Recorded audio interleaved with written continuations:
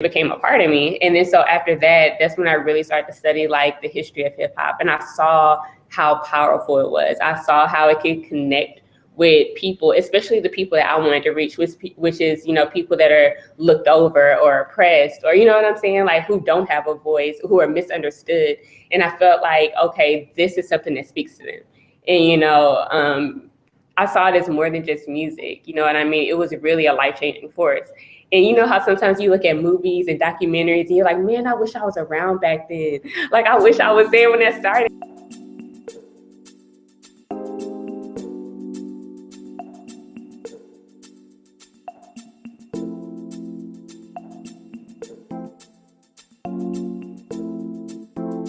Welcome back to Sunday Self-Love, is our Sunday morning Kiki, where we talk all things self-love and empowerment and just what we're doing on our journeys right now. Today, I have Jasmine Woodson with us. Hey! Hey! In Houston, Texas. How's it going in Houston right now? It's going good.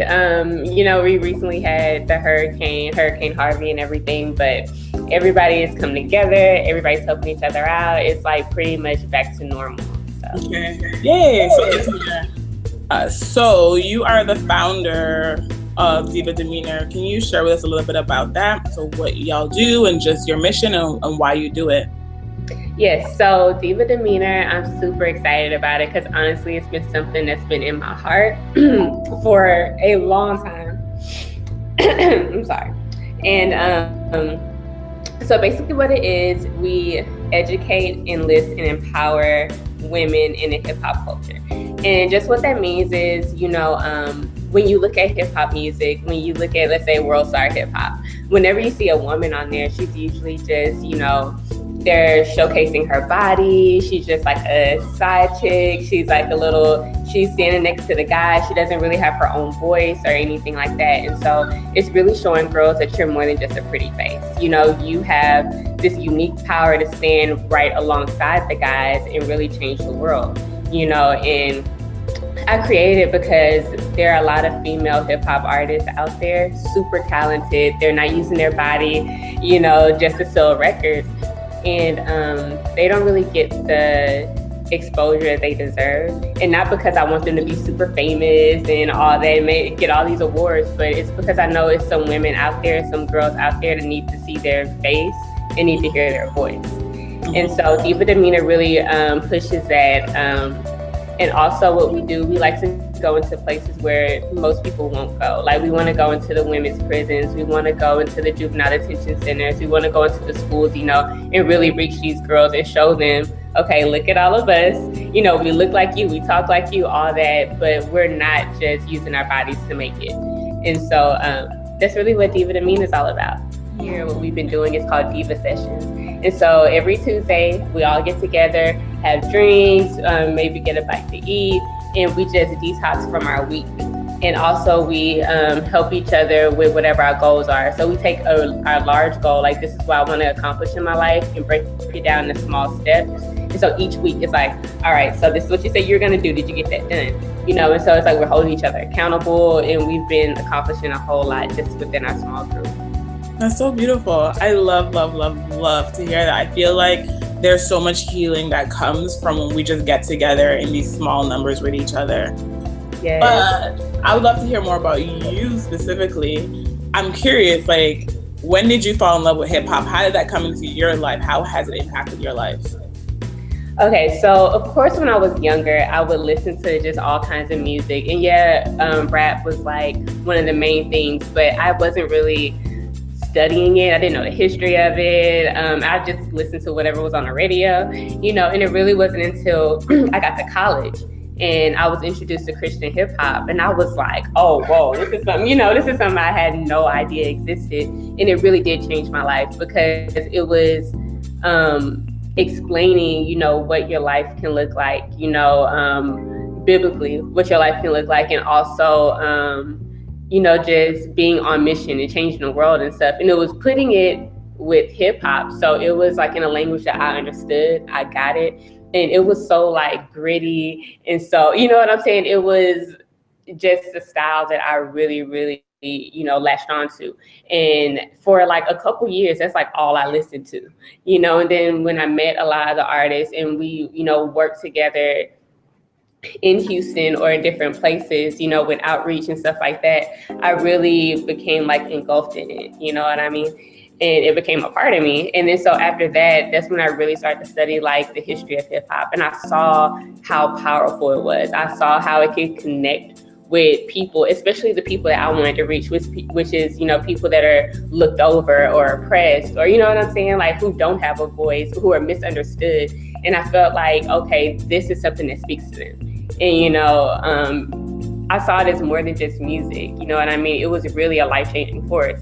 And you know how sometimes you look at movies and documentaries and you're like, man, I wish I was around back then. Like, I wish I was there when that started. Like, when I see any kind of hip hop documentary, I'm just like, man, like, it's just so dope. Like, I just was like, man, I wish I was around, when it was starting. I want to be a part of that, and so that's really when I fell in love with hip hop. Mm-hmm. I feel like that too about a lot of things, but I'm trying to come to this place where I'm like, I feel like we're doing a lot of like dope shit right now, and we won't know it. We won't know it until 10 years from now. Then we'll be like, wow, like we were at the forefront of like this shift of consciousness and these different movements that we just didn't know that's what we were doing, because we're just doing us. We're just doing what feels natural, and how like what feels natural, the way to heal is the way to survive.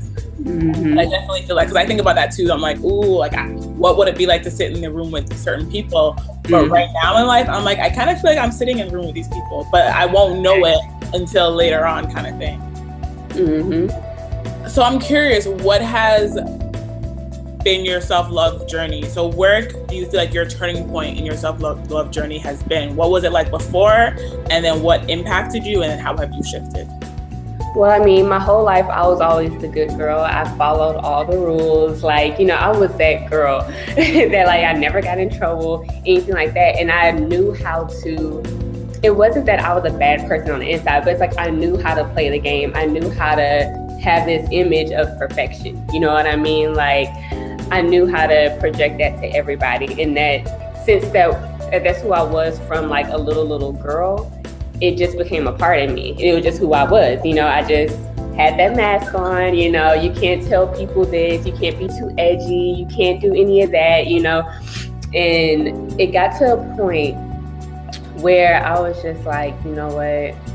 This isn't who I am, like I need to be authentic, and I need to be, because I felt like perfection really doesn't change anybody's life. Like if you talk to a girl, it's like, oh, I've never done that. Oh, I don't think about that. I don't have those problems, like that really doesn't connect with people. Like people need to see your scars, and people need to know what you struggle with, and people need to know that you're a real person, and so it took a while to get to that, especially like with Christianity, like being in that world, I really, really started to, like felt like I had to be this cookie cutter image. And then I really realized like God doesn't want us to, he didn't create us to be like these cookie cutter images. Like he created everybody unique. Everybody has their own story, their own journey. They have their own look, their own personality, everything. And you have to embrace that. And I ran from it for a long time because I thought it was too edgy and, oh, they're not going to get it. They're going to think I'm not a Christian. They're going to think I'm not a good girl, all that kind of stuff. And it just got to the point I'm like, this is who I am. And once you embrace it, it's like this freedom that comes with it. And not only that, but I noticed that, that's when NiaZamar was born, after I finally was like, okay, I'm going to embrace who I am. And so that's when everything just starts to happen for you once you really, really get down and be like, okay, this is who I am. I love it. I'm good with it, and then it just starts to change everyone. What made you want to embrace who you are? What made you decide that you want to be in a place where you're like, I love it, I'm good with it? I would always, since we're talking about music, like my favorite artists were like the super dirty, raunchy, like out there. Like I just would love that. I wouldn't tell people that those are my favorite artists, but like any kind of music that was like, it had that shock factor, like I loved it. And I would look at them and I like in my head, that's who I was. Like when I'm listening to the music in my head, I'm like, that's me right there. Like that's what I'm saying to the world. That's who I am. And it got to a point I'm like, I can be that. You know what I mean? Like it's not exactly who they are, but I can, really live my truth unapologetically. You know what I mean? I can really be that in real life, you know? And then little by little, you know, I started to do it. And like, the more I did it, it was like, okay. You know what I mean? It makes so much more sense to do that. Like, you don't have to live in your head, like be your real self behind closed doors, and outside be a different person. You know, you can just really be that person. Mm-hmm. Did you feel fear when you first started to really be yourself? I don't think it was fear. It was more, I was hesitant. I really was, you know, especially, let's just say you're about to post something, since we are in a social media generation. Let's say you're about to post up, like, this is really who I am. Like, you post it and your heart is like racing. It's like, what is this person gonna think? What's this person gonna think? Are they still gonna like me? Are they gonna think differently of me? Are they gonna get it? You know, and it got to a point, it's like, okay, just do it. You know what I mean? And then people got it, you know, and I realized that I was hesitant for nothing. Like, I was fearful for nothing that whole time. Mm-hmm. Okay. I feel like for each of us who have started these businesses that are really dedicated to healing and dedicated to supporting people, we all have these moments of impact, these moments that have changed our life to make us want to do the work we do.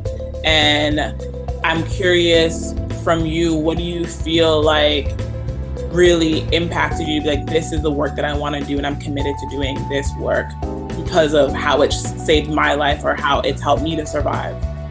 Yeah, and like I said, like with hip hop music, I saw how it changed my life. Like, it completely changed it. And so I knew if it changed my life, it could change other people's lives too. And I saw how powerful it was to change the community. So I was like, I definitely want to do that. But as far as Diva Demeanor, as far as with women in hip hop, like I said, I met a lot of the Christian hip hop artists, and we started to do a lot of work in the city. But when I was with them, they probably don't even know this, but people would come up to me and they're like, oh, so which one of these guys, who's your baby daddy? Who's your husband? Who you sleeping with? You know, I'm just like, I'm here because I literally want to do this work. I have a purpose here. You know what I mean? My purpose is the same purpose as theirs, but people look at you as like, oh, you're just a pretty face. Oh, you must be just somebody's girlfriend or somebody's wife or whatever. And it wasn't just at one event. It was like at a lot of different events and stuff. And just imagine, you know, if you go to a hip hop concert and you see the rapper up there, if you see a group of girls with them, what are you going to think? Oh, they groupies. You know what I'm saying? Like, that's just what it is. And I realized that's how people saw us.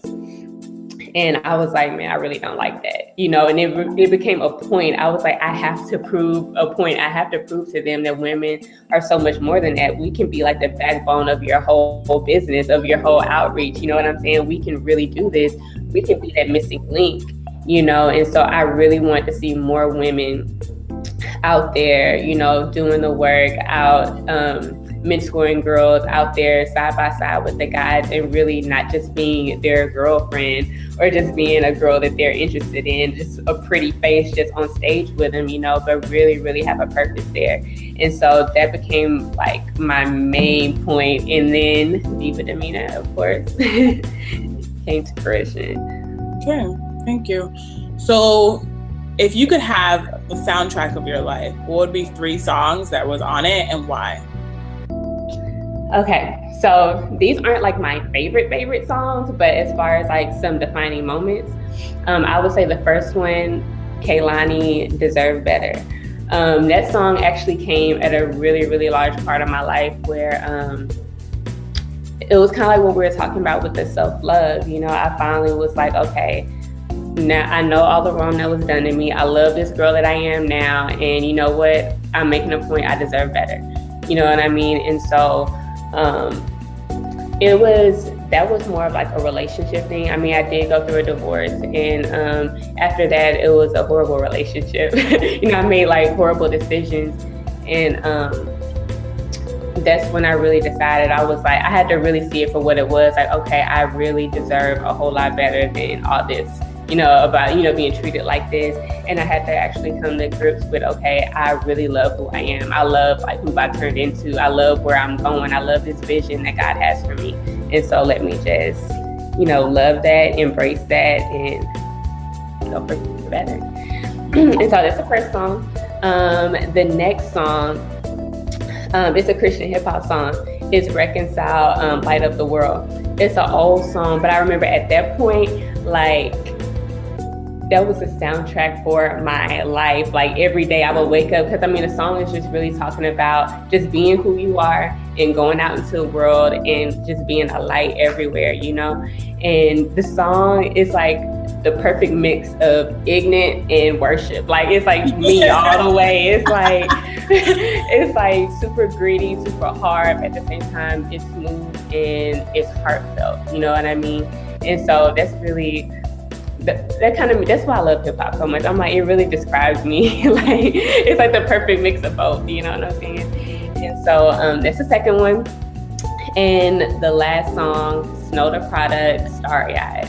Snow the Product is like my favorite. Everybody knows me, knows like I love Snow the Product. And that really came at a time where I had just started getting into female hip hop artists. Because I was like, whoa, hold up. This girl is going this hard. Like, she's super pretty. She's going this hard. Like, she's going harder than most of these guys. Okay, hold up. I need to check her out. And I realized it was so many other women just like her. And so that was really a time when Diva Demeanor was really getting popping too. And like her lyrics became the soundtrack to a lot of the stuff that I was doing, because she always rapped about not selling out and not using her body to get there. I want to show some little girls that you can make it, you know, without selling out. I want to show this little girl that you can do it all on your own. Like I'm doing this all by myself, you know, and I felt like I was doing the same thing, you know, and it wasn't like I was a rapper, I was writing lyrics, I was going on tour like she was, but I felt like I was carrying that same message, you know what I'm saying? And so that would be the third song on my soundtrack. I love it. I feel like I need to look these songs up. I'm definitely going to look it up after we're done. And if you had 3 tools that you could offer that are in your survival kit that you use in your own self-love journey, whether that be weekly, monthly, but what do you use regularly within your own kit that you could share with us? Survival kit. The first thing definitely I would say is prayer. But I don't mean prayer like, oh God, please help me do this, or, you know, anything like that. But really like just having that connection with who you are and who He created you to be. You know what I'm saying? Just really knowing that. And it's like a two-way conversation. You know, it's like, yeah, you can pray like, God, I'm nervous about this. I don't know what to do. But He can also reveal a whole lot of things, whether it's through music, through a movie, through somebody talking to you, through just that, you know, inner voice that you have. You know, He can really reveal a lot to you. And I feel like that's like the most important thing in the journey. So, because I know a lot of times we look at other people and we're like, oh yeah, I need to be more like that, or I need to do that. And yeah, we're taking cues from other people, and God is like, look, I got something unique for you. So this is what you need to do. And so I think that's the main thing. Another thing would be self-education. Because yeah, we can go to school and we can learn a lot of things, but we have Wi-Fi.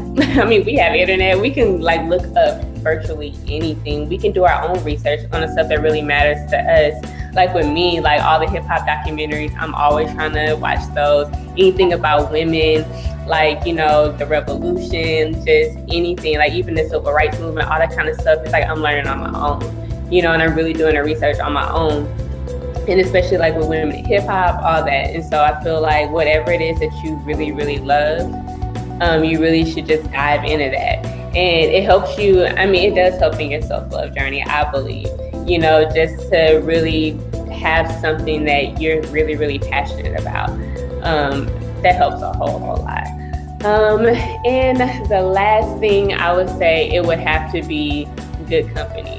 Whether it's a relationship, whether it's your girlfriends, whether it's whatever, just having at least one person by your side that you know is loyal, that you know really knows you for who you are, that can really lift you up. Because a lot of times we get, especially if you're a super encouraging person, you get attacked so much with depression and like discouragement, you know, and everything like that, and feeling like I'm not good enough, feeling like I really can't do this, or why am I even doing this? Like nobody cares, you know? And you have to have that one person next to you that's like, okay, first of all, you tripping, you know what I'm saying? Like, yeah.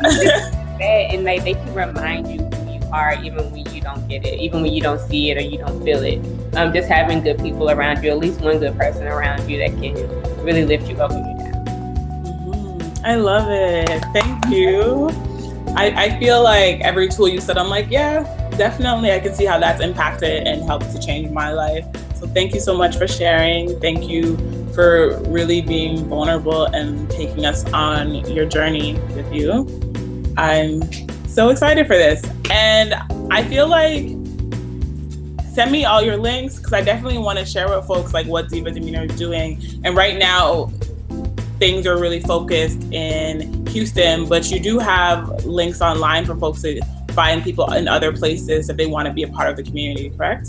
Absolutely, yeah. We have a diva directory, and like I said, like when I first got into, helping out with the hip hop artists and everything, I was the only girl out there, and they were always like, "We need to get more women out here," because like all the rappers were guys. Everybody that was a mentor was a guy, and we had all these young girls out there that didn't have any kind of mentor or any kind of role model.